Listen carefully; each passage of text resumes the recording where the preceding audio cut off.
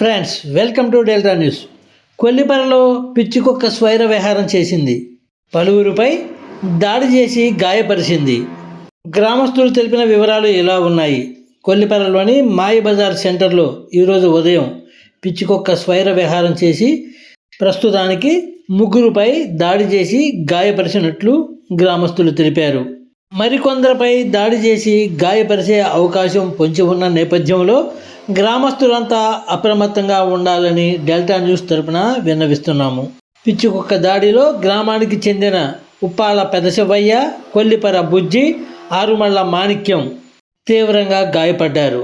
వీరు ముగ్గురు వైద్యం కోసం స్థానిక సామాజిక ఆరోగ్య కేంద్రానికి వెళ్ళినట్లు బంధువులు తెలిపారు. కొల్లిపర గ్రామంలో పిచ్చికుక్క తిరుగుతున్న నేపథ్యంలో ప్రజలంతా అప్రమత్తంగా ఉండాలని మరోసారి డెల్టా న్యూస్ తరపున విన్నవిస్తున్నాము. ఫ్రెండ్స్, లేటెస్ట్ న్యూస్ అప్డేట్స్ కోసం ఇప్పటివరకు మీరు మా ఛానల్ని సబ్స్క్రైబ్ చేసి ఉండకపోతే వెంటనే సబ్స్క్రైబ్ చేసుకోండి. అలాగే వీడియో నచ్చితే లైక్ చేసి మా ఛానల్ ఫాలో అవ్వండి.